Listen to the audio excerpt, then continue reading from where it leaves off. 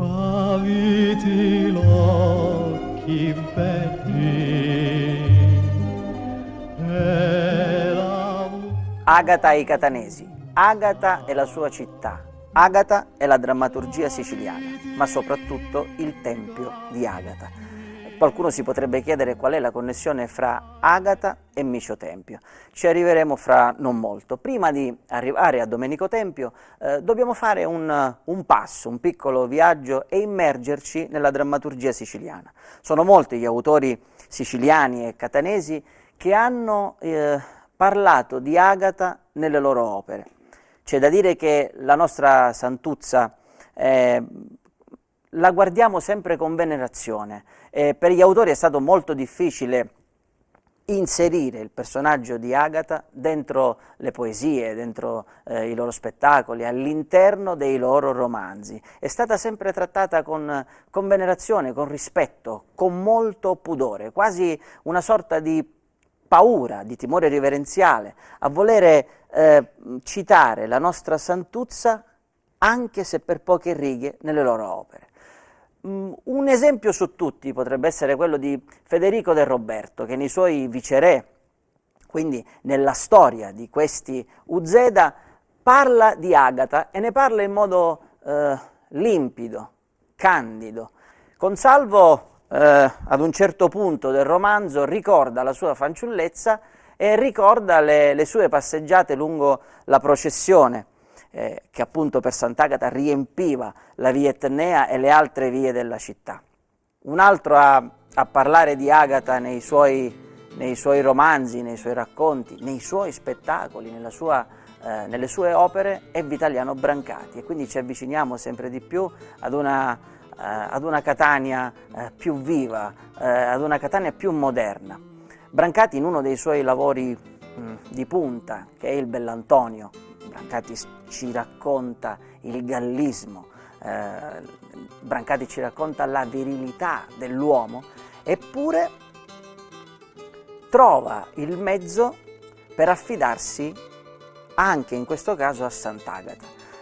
Nel Bell'Antonio voi sapete che insomma, si parla di questo giovane, bello, affascinante che è Antonio e che si è appena sposato.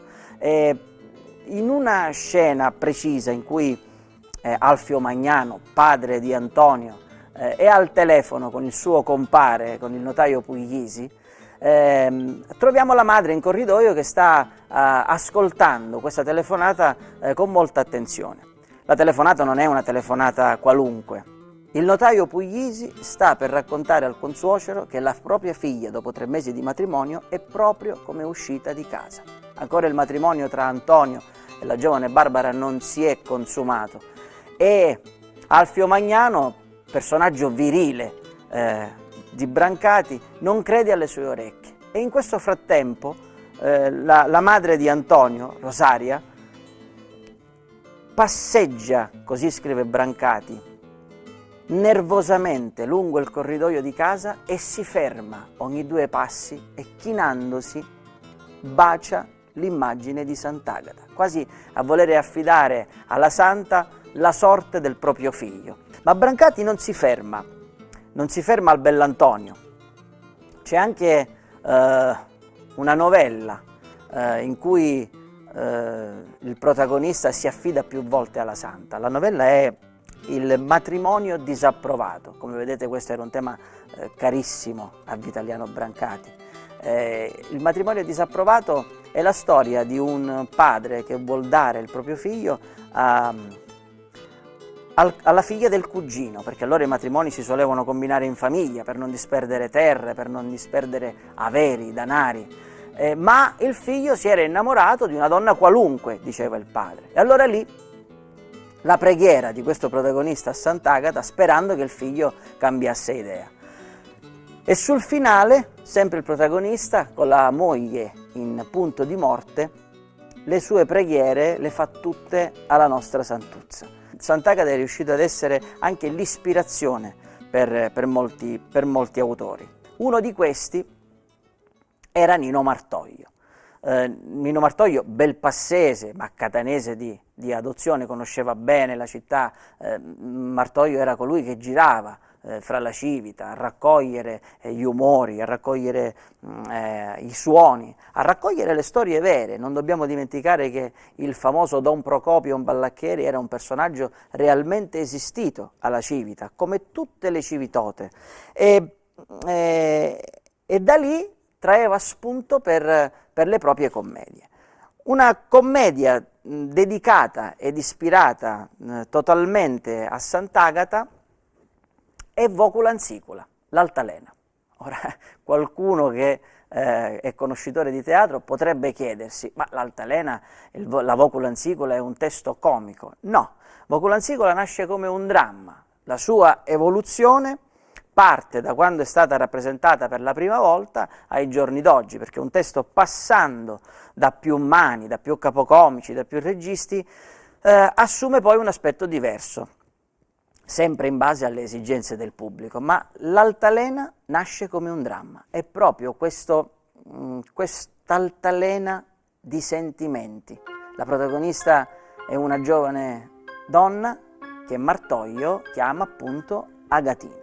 È la storia di questa ragazza che viene sedotta da Mariddu, un giovane aitante, e qui Martoglio, secondo qualcuno e anche secondo me, fa una similitudine fra Agata e Quinziano, quindi questo Mariddu che seduce questa giovane donna e poi l'abbandona, la lascia al suo destino. La giovane ragazza va a cercare conforto nei familiari di Mariddu, soprattutto nel fratello, anzi nel fratellastro, Daneli. E un giorno, andando nella sua sala da barba, così adesso capiamo di cosa stiamo parlando, Agatina dice: «Sogno senza cammisa, Donnele, parrateci voi e dicitici che piuttosto che lassarmi da così è meglio che mazzicca un cutello in tuo petto e fa meno peccato». Ecco, la poesia pura, quasi che Martoglio sia stato suggerito da Sant'Agata. Sono queste parole che arrivano diritte al cuore di Nelli, che non può far altro che accogliere la preghiera e la supplica di Agatina, dicendole che l'avrebbe accolta ed aiutata come un padre può aiutare una figlia. Allora Nelli prende a cuore la storia di questa giovane ragazza, di Agata,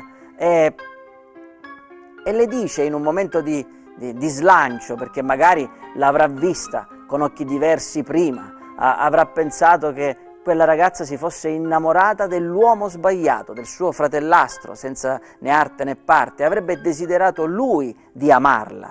Allora in un momento di slancio dice: «Tornatavi a casa, che ci parlo io, donna Aitina, una vita fiducia in mia, quanto ne potesse avere a me padre. E allora tornatevi a casa che ci parlo io, un frate vostro sogno».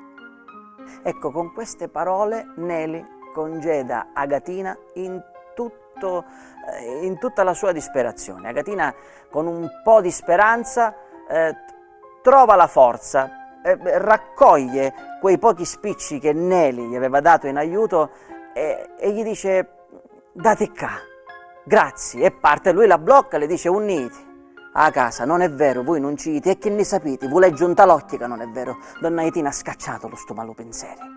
Quali? Chi sto? Aitina era pronta al suicidio, ma Nelli salva la giovane donna. Quando si ritroveranno faccia a faccia i due fratelli, ecco la scelta di Agatina, il cuore. Ed ecco, secondo me, la similitudine con Agata.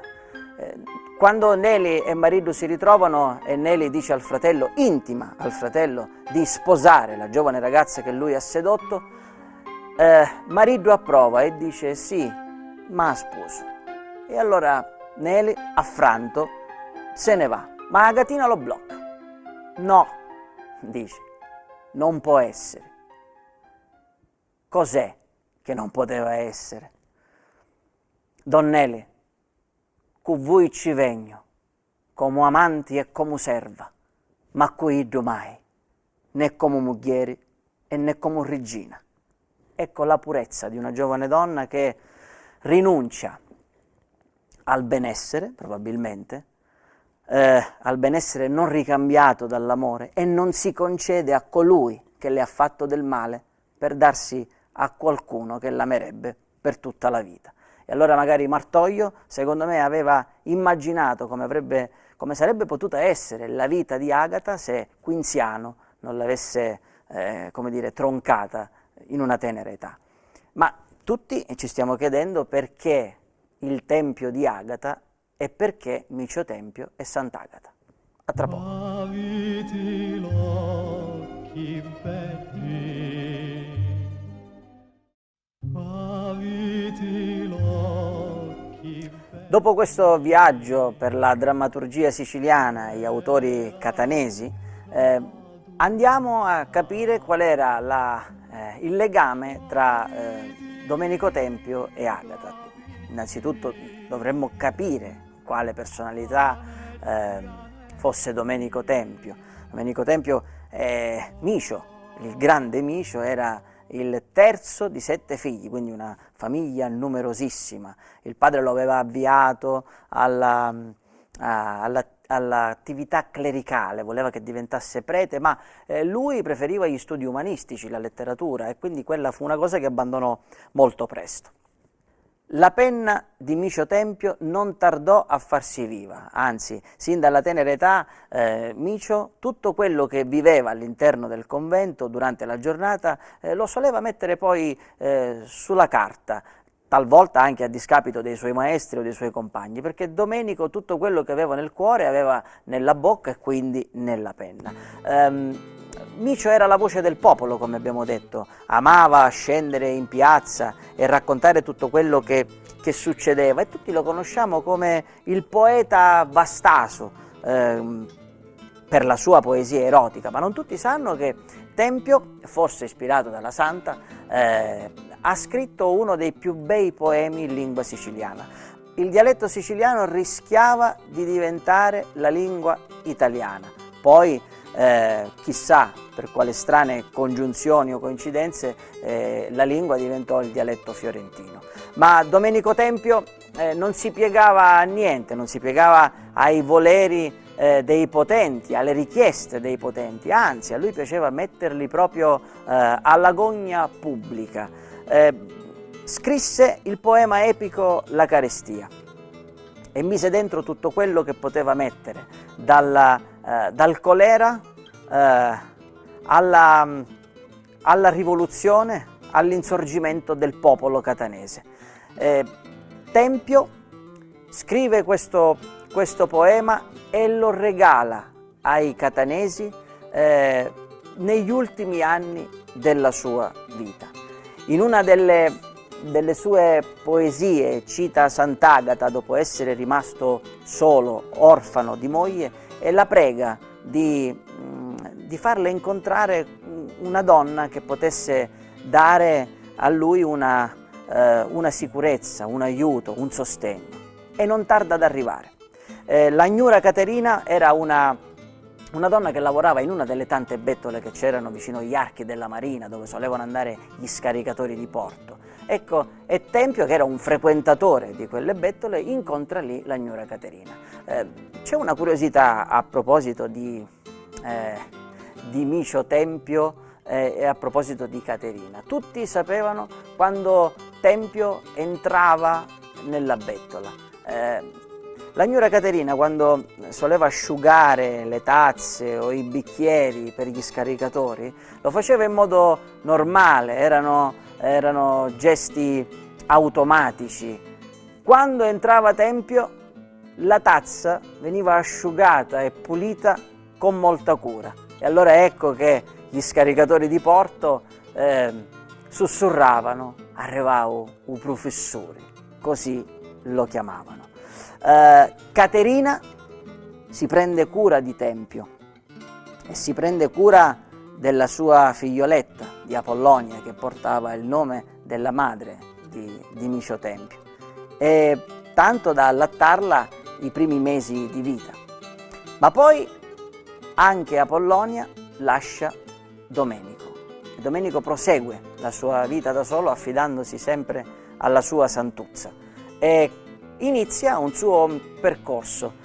Possiamo definirlo un poeta di quelli spasulati, senza mai un centesimo, aveva lasciato tutti i lavori. Pensate che Domenico Tempio gli ultimi anni della sua vita visse grazie a un sussidio del Monte di Pietà di Sant'Agata e una pensione del comune di Catania. Ma torniamo al modo di vivere di Domenico Tempio, della sua audacia. Era molto amico di Vincenzo Paternò Castello, principe di Biscari, anche questo personaggio molto amato dai catanesi. Prima di lui fu amato molto il padre, Ignazio Paternò Castello. Quando Tempio era in enorme difficoltà andava dal suo amico Vincenzo e così in tono confidenziale gli diceva: Vincenzo, sai, in questo periodo i soldi sono pochi, devo vivere, devo campare. Vincenzo Paternò Castello diceva: Micio, io ti vorrei aiutare, ti vorrei chiamare nei miei salotti a declamare le tue poesie, ma tu non mi mettere alla gogna pubblica la baronessa, non mi mettere alla gogna pubblica il principino, no, ma puntualmente Micio Tempio, quando si presentava nei salotti di Palazzo Biscari, era più forte di lui, non sapeva nascondere le magagne dei nobili. Domenico, ed ecco il grande legame con la Santa, il suo ultimo passaggio, compone la Carestia e la chiama più volte in causa. Voi sapete benissimo che Sant'Agata, fra i suoi miracoli, fra il miracolo della lava, fra il miracolo di avere fermato la lava, c'è anche quello di avere cacciato via il colera. Ed è proprio di questo che parla Domenico Tempio nella Carestia. Non appena finita l'opera, Micio, molto stanco della sua vita, molto provata, sfiderei chiunque a passare una vita come la sua, si ammala proprio nel mese di gennaio e la sua agonia dura fino al 4 febbraio ed il 4 febbraio si concede al cielo e si concede a Sant'Agata e durante le processioni per tutta la città il popolo prega la Santa e piange Domenico Tempio.